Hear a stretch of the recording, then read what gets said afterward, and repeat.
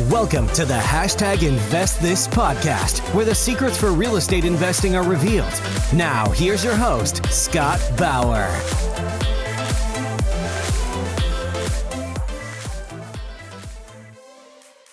Welcome, everybody, to the first guest episode of the #InvestThis podcast.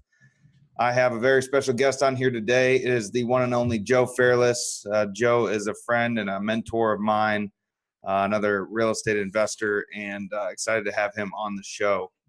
So a little bit about Joe. Joe controls over $265 million worth of real estate. He is the host of the world's longest running daily real estate podcast, the best ever real estate investing advice ever show. And another little fun fact about him, he actually taught 100 preschool children while working at daycare in college. So just a fun fact about Joe. Joe, why don't you tell the listeners a little bit about who you are, give them a little background and what you're focused on now. Let's see who I am. The two things that drive my personality are love and contribution. And that's really the focus, help enough people get what they want, and you'll eventually get everything you want. I think Zig Ziglar said that. I am a real estate entrepreneur by profession, and I make money in three ways. Number one, head and shoulders, is by doing apartment community deals, apartment syndications. So bringing in investors, buying an apartment community together, and then sharing in the profits. That is head and shoulders, number one. Then number two, distant second, is a consulting program. I work with real estate investors who are doing multifamily syndication and want to learn the process and help me guide them through it, or help me help them guide them through it. And then number three is podcast. Got the world's longest running daily real estate investing podcast, and it has been going live for 1,200 plus days in a row. So over 3 years in a row, we've been, I've been doing the podcast, and then I've got a wonderful team who helps editing and social media and stuff. So those are three ways I make money from a business standpoint. With the podcast, it's sponsorships, and really excited to be on the show. Show number one, baby. I'm just pumped up. Yeah, I'm excited to have you here as well. I have a question though. What, and listeners probably do too, how did you figure out that apartment syndication was the way to go? I guess give them a little bit of background, because I know that you had some other investments prior to getting into the multifamily syndication. Mm-hmm. Yeah, I started out, I'm from Texas originally and graduated from Texas Tech University. Advertising was my major. And I went straight to New York City after I graduated college. I worked on Madison Avenue at an advertising agency, which sounds pretty cool, at least for advertising people. But advertising people also know that you don't make anything. I was making less than minimum wage when you factored in the hours I was working. It was $30,000 salary, living in New York City, 2005 when I graduated. And I didn't have any money to invest, barely had enough to pay student loans and rent. My check was $775 a month, and my rent was, I think, $750, $775. So it's basically every 2 weeks I'd get paid and I would go to rent. The other 2 weeks, the $775 would go towards everything else. Wow.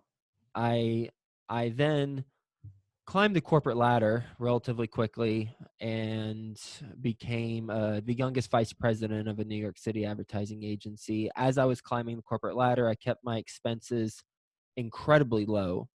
My rent was very, very low for New York City standards, and it was about between $800 and $1,100 because it went up over 10 years, obviously. And I would always have a roommate. So my friends would make fun of me.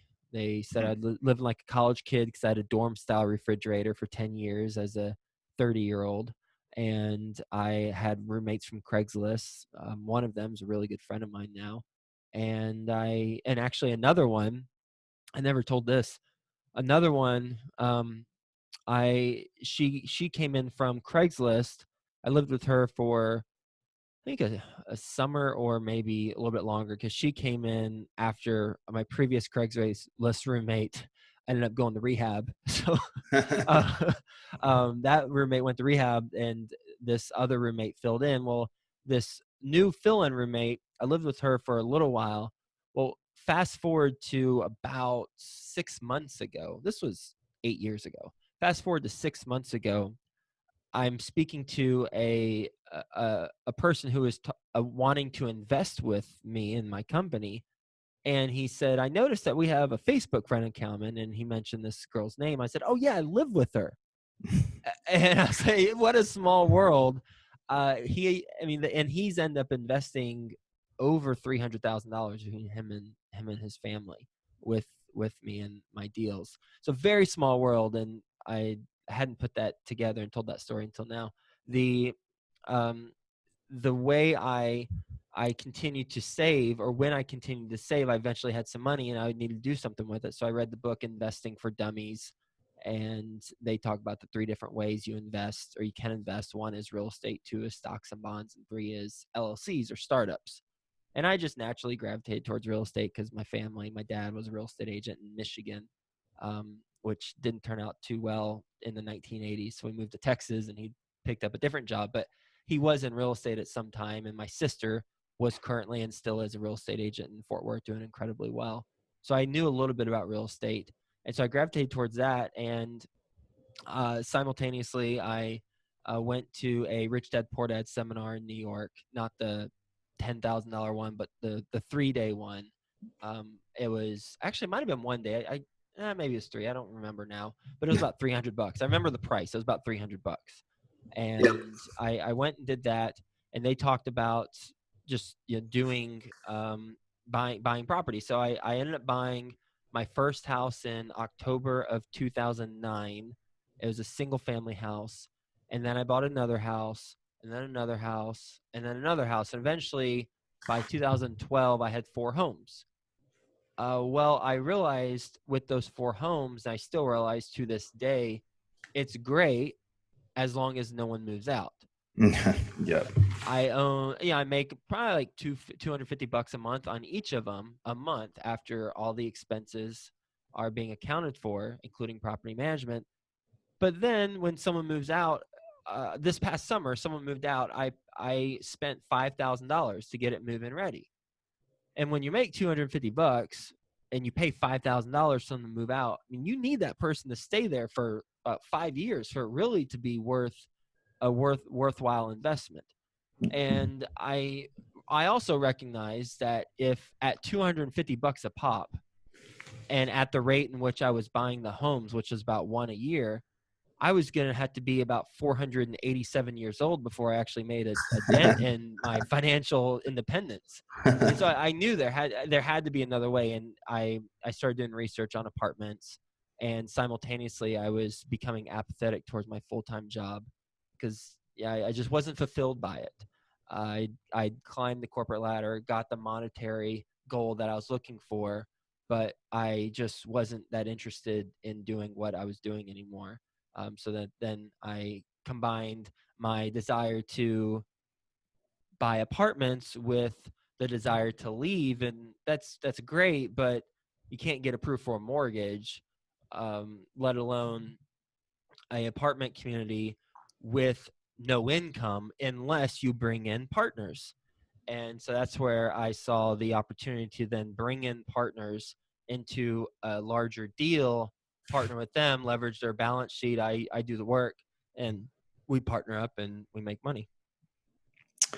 So a lot of questions here. First and foremost, I mean, when you didn't make any money at this ad agency, or I guess would this have been after you started to make some money when you bought these houses? I'd say, yeah, after I'd made some money, I was able to save money along the way. And then through over time, while getting promoted, I was able to save more and more, and then eventually buy my first house. Okay.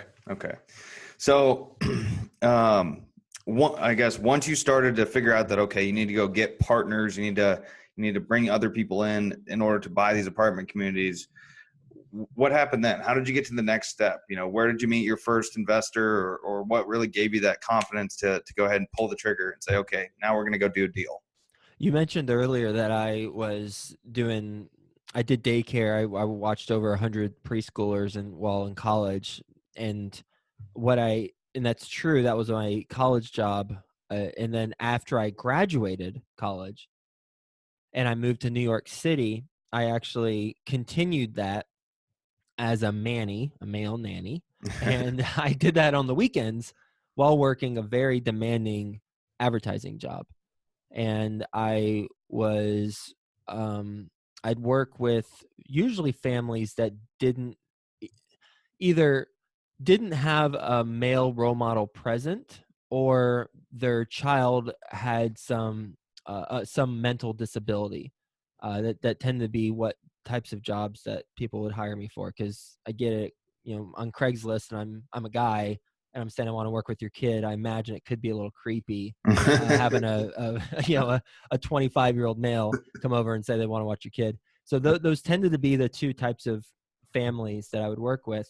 And I did that for 3, 4 or 5 years. I'd spend my Saturdays and Sundays, not every Saturday and Sunday, but a lot of my Saturdays and Sundays or Sundays doing that. Well, in addition to that extra thing, I was also doing a class on how to buy single family homes while having your full-time demanding job, and buy those homes in a cash flowing market like Texas. I was buying them all in Texas, by the way. I was living in New York City. I'm from Texas. I was buying them all in Dallas, Fort Worth, Texas. And I was buying those homes, and my friends from the advertising industry, they're like, "Hey, you're buying these homes? How are you buying these homes? You got the same job we got, and you're making money off of them, like $250 a month. That's bar money for the whole month. That's amazing. How you doing?" I got that question a lot. So what I did is I put together a class, and I started teaching that class in New York City. Was this at the RIA or something like that? No, it was through a platform called Skillshare. Skillshare, yes, Skillshare. And Skillshare now is only online classes. But back in the day when I was doing it, it was also in person. In fact, they started with in-person classes, and then they just scaled to online because it's a better way to scale. But it'd be basically today, if I were to do it, it would be through meetup.com or Eventbrite. I was going to say that. Yeah. Is it something like Meetup, same type of platform? Just same type of platform. Yeah, a little bit more closer community, where ratings are, you rate the class. I don't know if you do that on Meetup. You probably do in Eventbrite, but a little bit more tight-knit community than the other two. But in any case, I would do it now on Eventbrite or Meetup.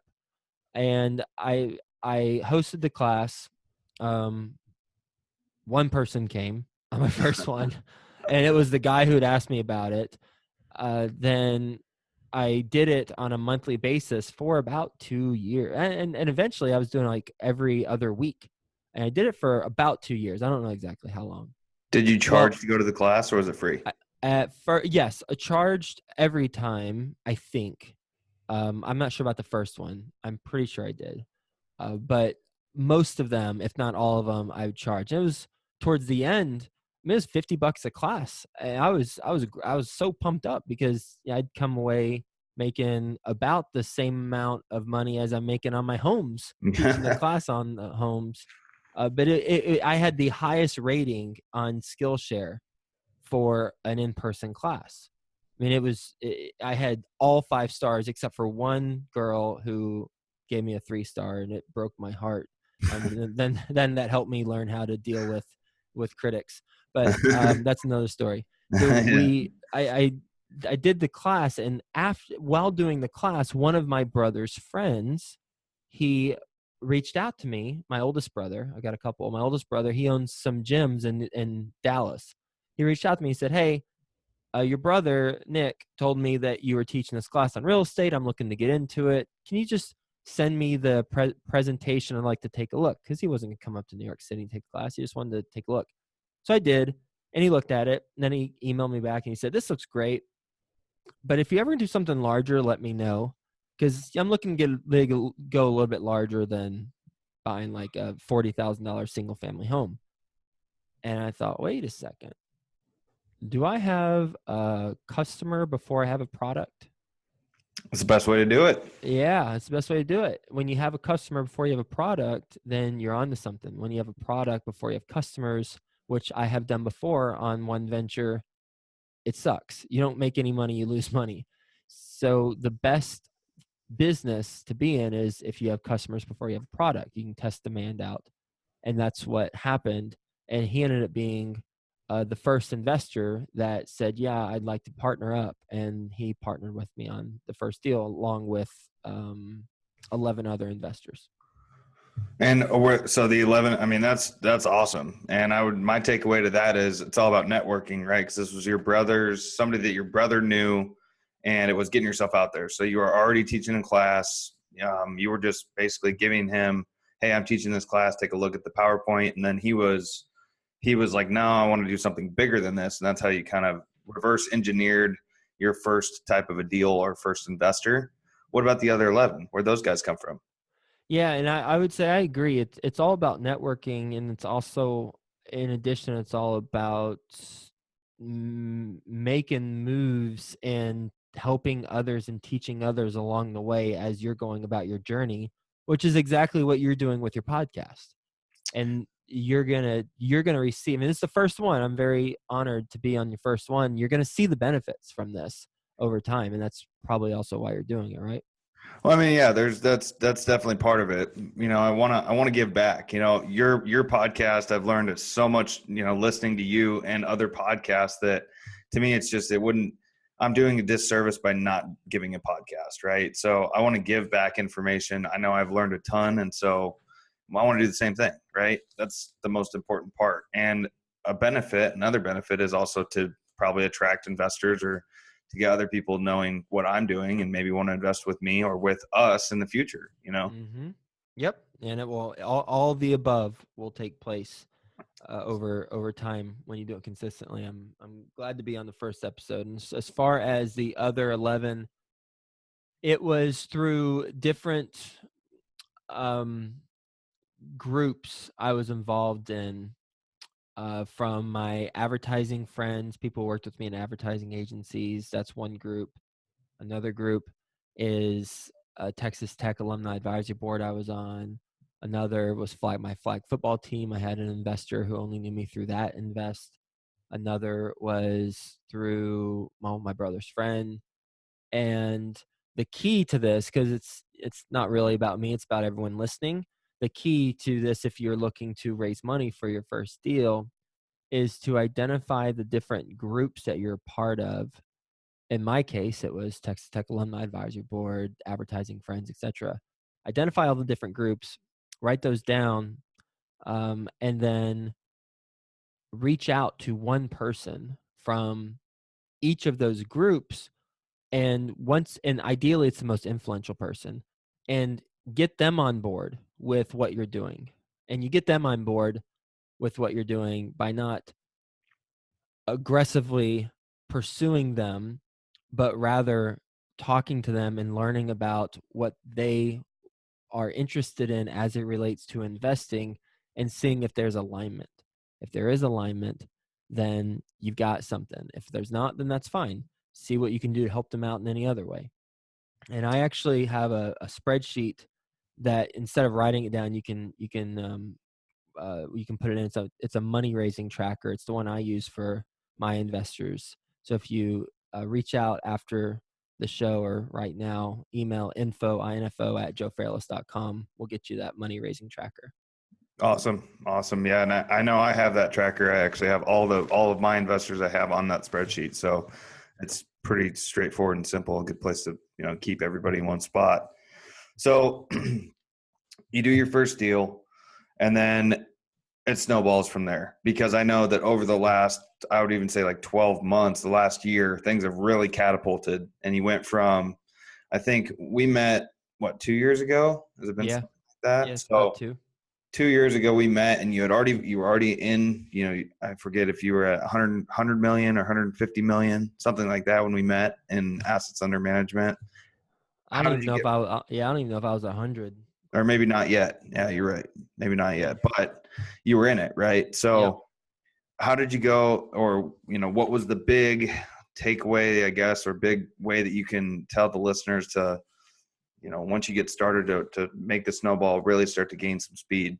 I love that you asked that. A lot of people don't ask that, and I think it's a big miss for people not to learn about how to not only get started, because most people ask about the getting started part, but it's about once you've started, how do you take it up to another level? Because that was a real challenge for me. Once I got started, if you're resourceful enough, you're going to get started in doing anything. It might not work out as well, but if you're resourceful enough, you'll get it done. You just will. But the real strategy is in how do you effectively scale that so that you can get monumental results, like big time results. So I'm glad you asked that question. The answer is a 3-step process. Step 1 is to know what is required from a skill set standpoint to be the best of the best in your industry. Know what's required from a skill set standpoint.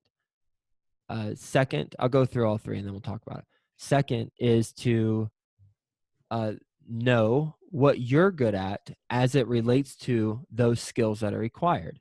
So know what the skills that are required within your industry from the top of the top, best of the best. And then among all those skills, which 1 or 2 are you especially good at? That's number 2, identify. And then 3, find partners, third-party vendors to then complement to bring to the table those other skills, to supplement the skills that you don't have. It's that simple. Now here's how it played out in my own career. Did the first deal, and then I met a partner who would be a potential partner, or would be now my partner in business. And I met him. He was looking for money for a deal that he had identified in Houston, Texas. He had the deal identified, had phenomenal underwriting. He actually created his own spreadsheet, or his own underwriting analyzer. He created that, and it was very impressive what he had identified, but he didn't have the money. So I looked at it, and I eventually partnered up with him. I was like, yeah, let's do this. This makes sense. And what turns out that my special skill set, because by the way, I didn't consciously identify this 3-step process while I was going through it. Now I can look back and I can see how I got to this point. So I didn't methodically do this, but fortunately for everyone listening, you can methodically do this, and you probably go faster than I did. The skill set that I've got is that I am good at I'm great at building relationships with individuals. I enjoy it. I thoroughly enjoy getting to know people and doing what I can to help them out. I love that stuff. Number 1. And number 2, I'm really good at marketing. I was the youngest vice president of a New York City advertising agency. I have a knack for it, and I'm also professionally trained in it. So those are my special skill sets, and they translate into multifamily syndication. But that's obviously not everything that is required to be a successful multifamily company. The other skill sets that are required are a knack for underwriting, and an expertise in underwriting, and an expertise in asset management, as well as debt financing. And while I am proficient in those 3 areas, I'm not an expert in those 3 areas, but my business partner is. And when we teamed up, it was a perfect mixture of skill sets. That he was a civil engineer, so he has no personality. No, I'm kidding. He's a great guy. But he's a civil engineer, so he how civil engineers think. And I was an advertising major, and it is kind of, he has a great personality and also is really good at numbers. And I'm good at numbers, but I'm not next level.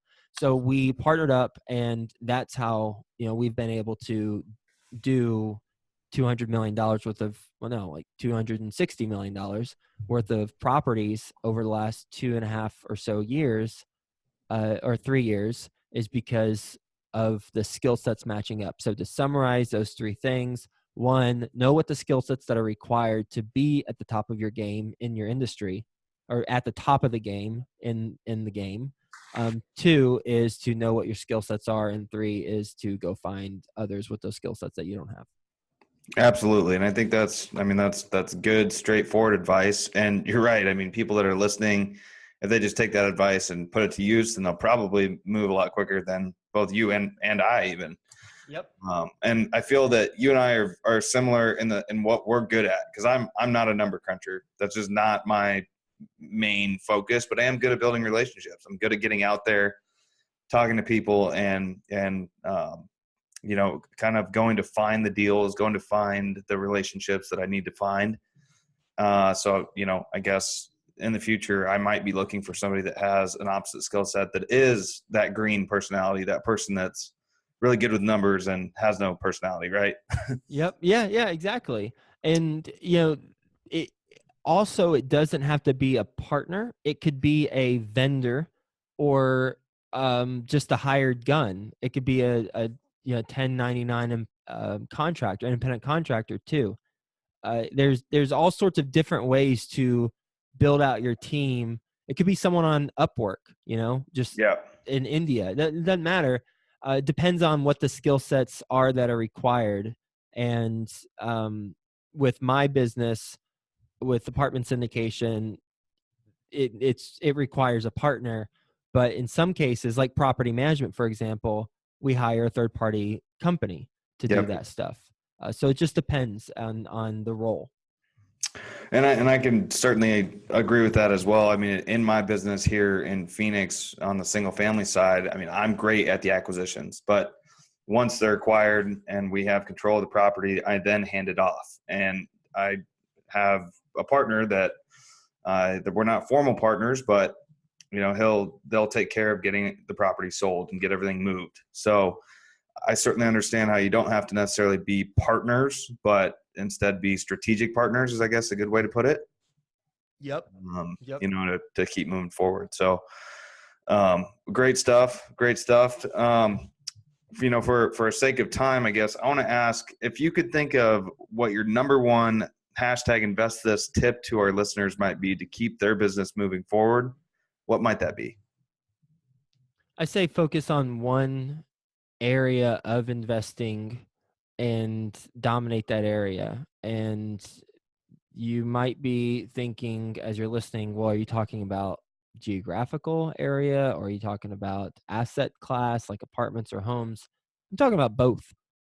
Focus on one area and dominate that area, and then continue to scale out after you really dominate that one particular area. And I see too many people doing deals in a scattered approach, whether they're doing multifamily and then storage units, or single families, or they just go try and find the best deal, and they're looking all over the country, and it's just tough to achieve scale and get the best, have the optimized approach for your management with those properties. Absolutely. I think that's a great way to lead off for all the listeners. So, Joe, I appreciate you being the first one on the show. This is great. I'm excited for the encouragement to start the show and to have you on for the first time. I'm honored, my friend. Thank you. I'm sure that I'll ask you to come back again. So thanks again. And we'll talk to everyone real soon. Make sure to like, subscribe, and share this podcast to help us spread the word. Go ahead and reach out to Scott Bauer on all the social media outlets for suggestions on topics and guests for the show. And check out investthispodcast.com for more secrets and resources to achieve real success in real estate.